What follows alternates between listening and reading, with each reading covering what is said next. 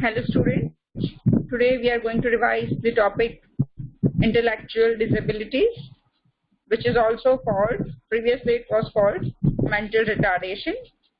So let's start the topic.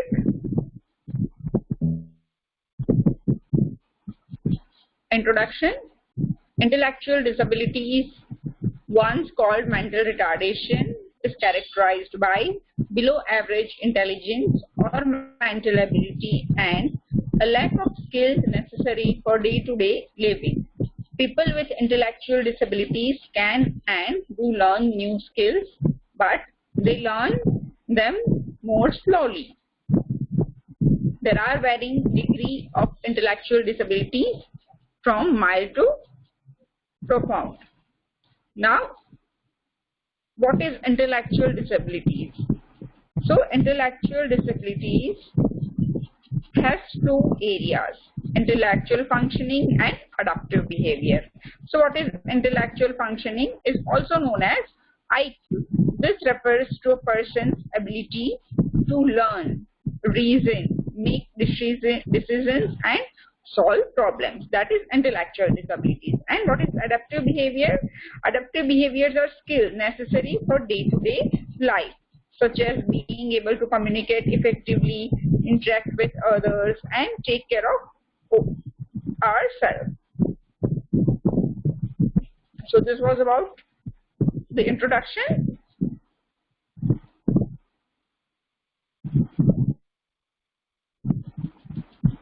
Definition. Mental retardation refers to significantly sub-average general intellectual functioning resulting in or associated with concurrent impairments in adaptive behavior and manifested during the developmental period. This definition is given by American Association on Mental Deficiency, 1983. Significant sub-average is defined as an intelligence quotient of 70 or below on standardized measure of intelligence. The upper limit is intended as a guideline and could be extended to 75 or more, depending on the reliability of the intelligence test used.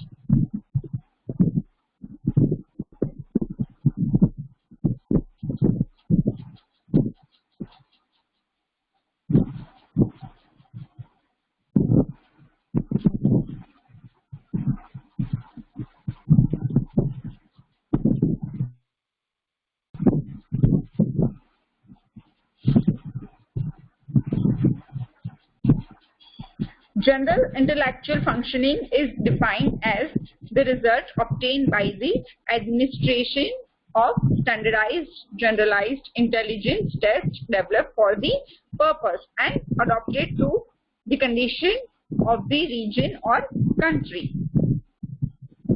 Adaptive behavior is defined as the degree with which the individual meets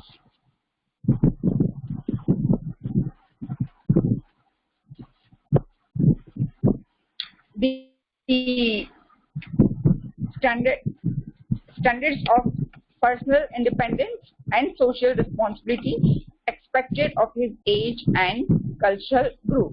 The expectations of adaptive behavior vary with chronological age. The deficit in adaptive behavior may be reflected in the following areas.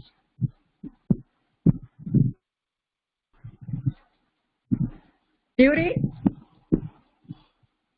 infancy or childhood, in sensory and motor skills development, communication skills including speech and language, self-help skills and socialization. During childhood and adolescence, application of basic academic skills to daily life activities and application of appropriate reasoning and judgment in the mastery of the environment and social skills. During late adolescence in vocational and social responsibilities are performed. And performance developmental period is defined as the period of time between conception and the 18th birthday. It means when the person is 18 years old.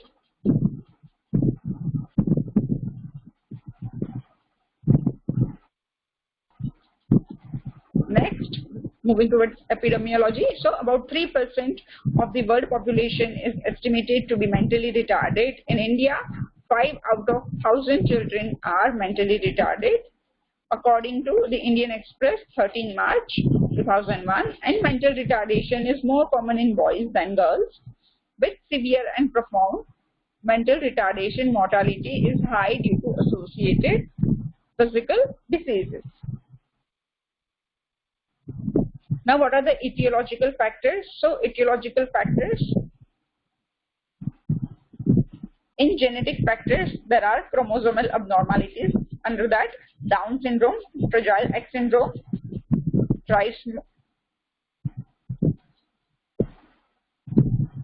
trisomy X syndrome, Turner syndrome, Cat-Fry syndrome, and Prader-Willi syndrome. In metabolic disorder,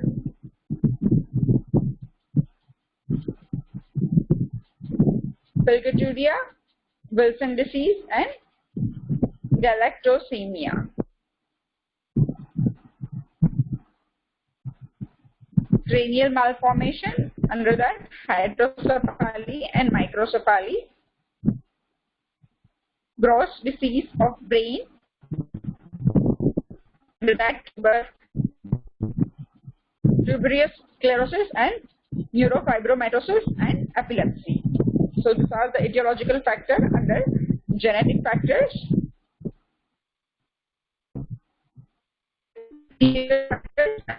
Infection, under infection, rubella, cytomegalovirus, syphilis, toxoplasmosis, and herpes simplex. Endocrine disorder, under that hypothyroidism, hypoparathyroidism, and diabetes mellitus. Disorders, injury, hypoxia, radiation, hypertension, anemia, and emphysema. Intoxication, under that lead, certain drugs, substance abuse. Placental dysfunction, under that toxemia of pregnancy, placenta previa, cord prolapse, and nutritional growth retardation.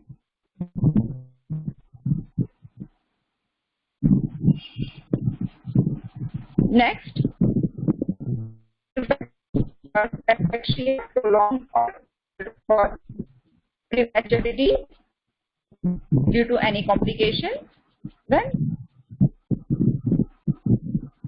instrumental delivery, postnatal factors,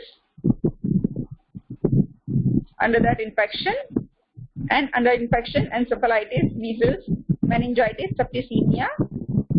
Then accident can happen and lead poisoning.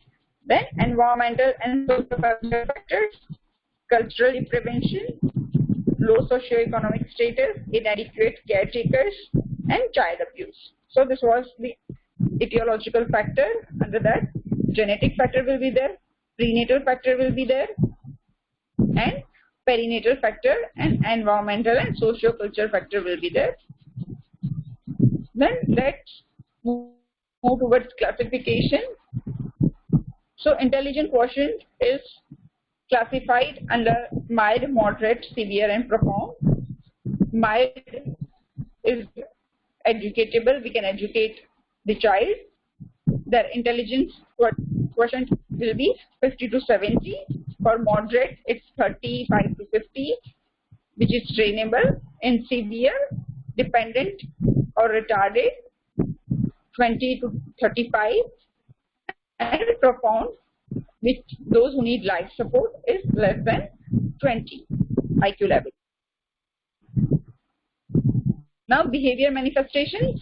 So mild retardation, those who have mild retardation, they are actually educatable. We can educate them. So this is a common type of mental retardation, accounting for 80 to 90% of all the cases. These individuals have minimum retardation in sensory motor areas. They often progress up to the 8th standard in school and can achieve vocational and social self-sufficiency with a little support. They can develop social and communication skills, but have deficits in cognitive functions like poor ability for abstraction and egocentric thinking.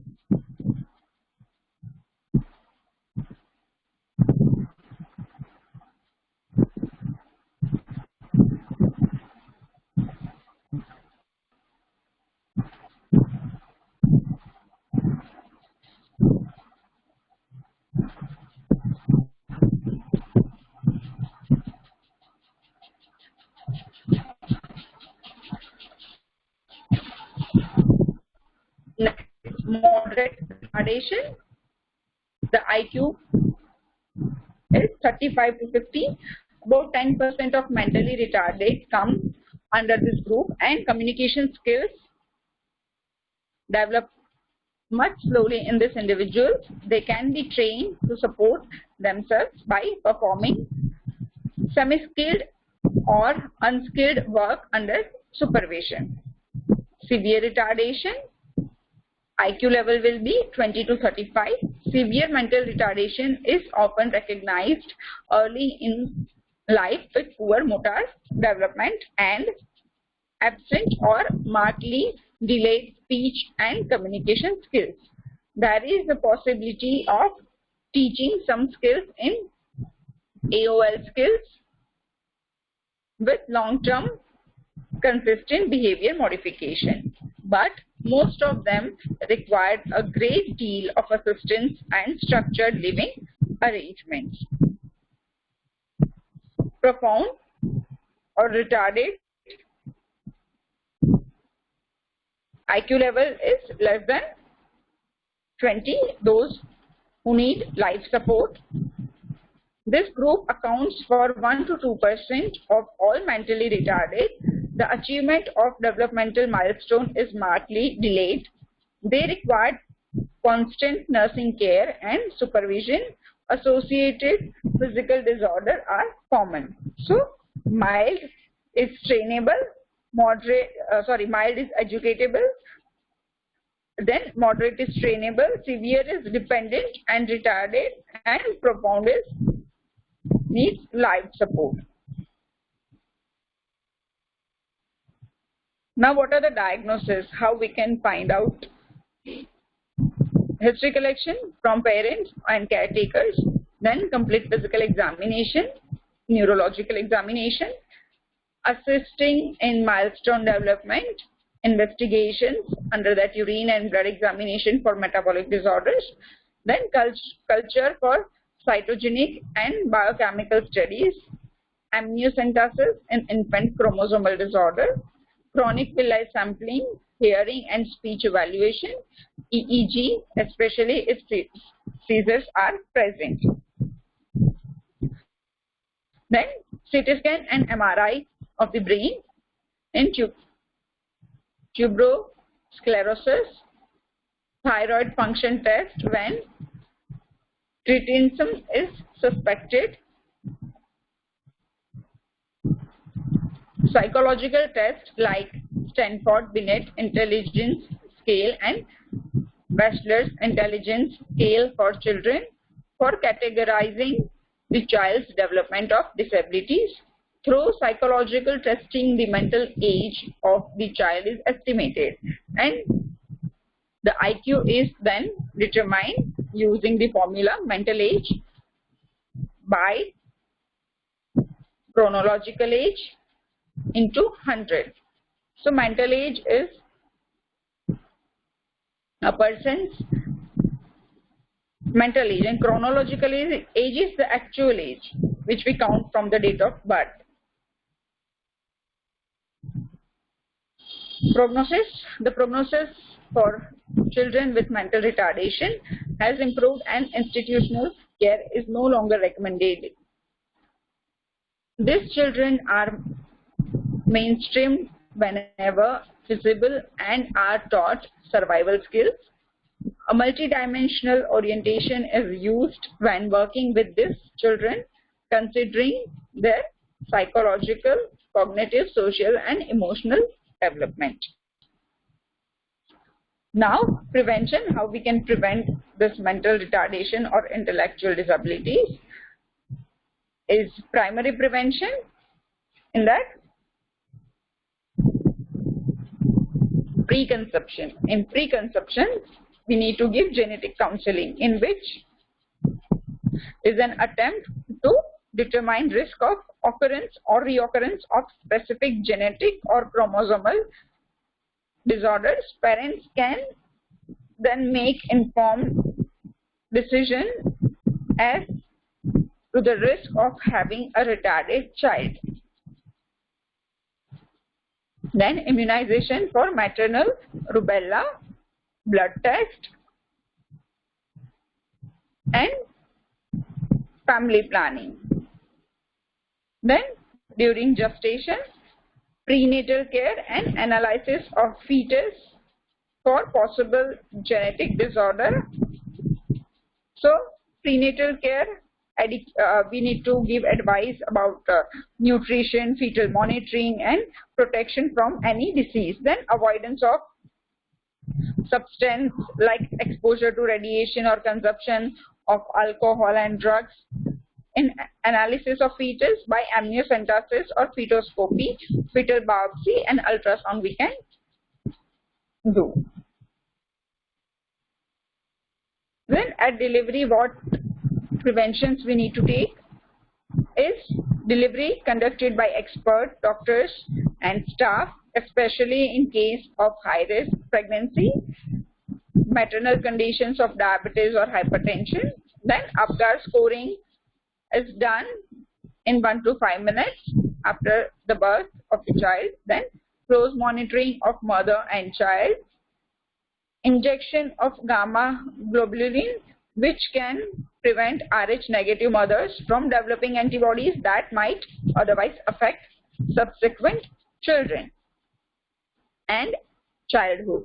So in childhood, we need to take care about proper nutrition throughout the developmental period and particularly during the first 6 months of the birth. Then dietary restrictions for specific metabolic disorders until no longer needed, and avoidance of hazards in the child's environmental to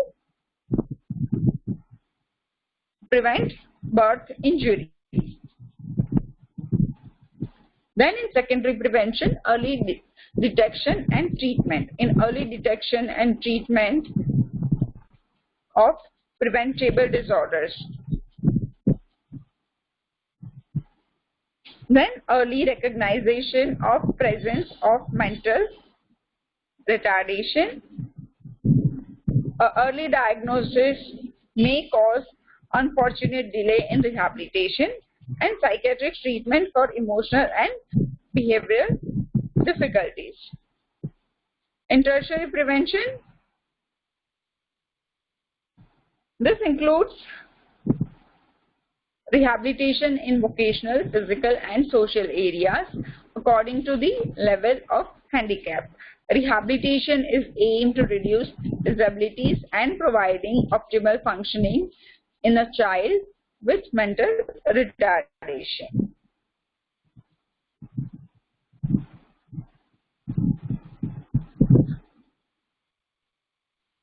Now treatment. What are the treatment available for intellectual disabilities is behavior management, environmental supervision, monitoring the child's development, needs and problems, programs that maximize speech, language, cognitive, psychomotor, social, self-care and occupational skills. Ongoing evaluation for overlapping psychiatric disorders such as depression, bipolar disorder and ADHD, which is attention deficit hyperactivity disorder. Then family therapy to help parents develop coping skills and deal with guilt or anger.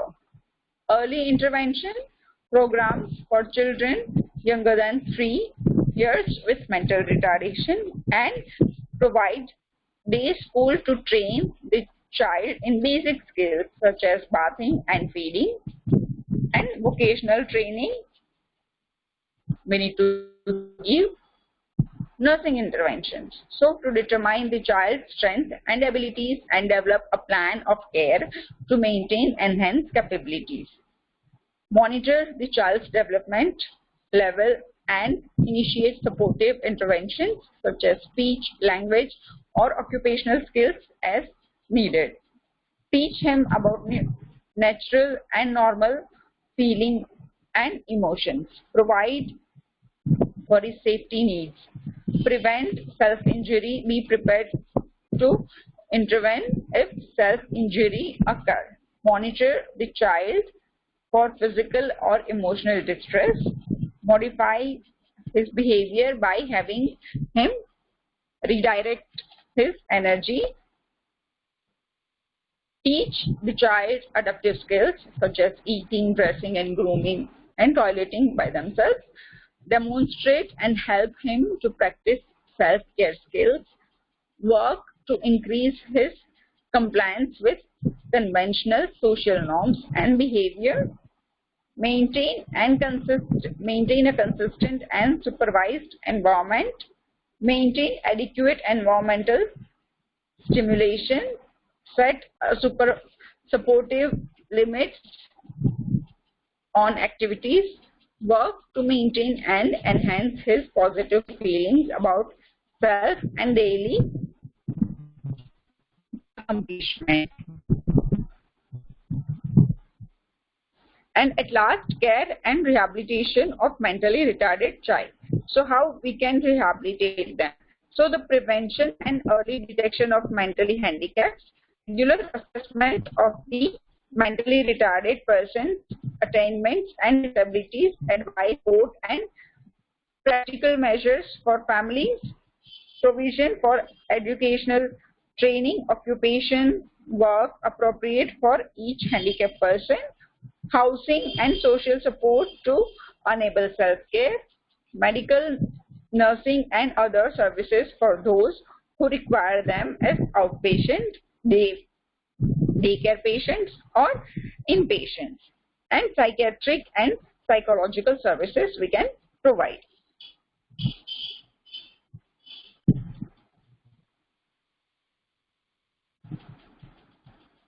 So this was all about intellectual disabilities or mental retardation. Thank you.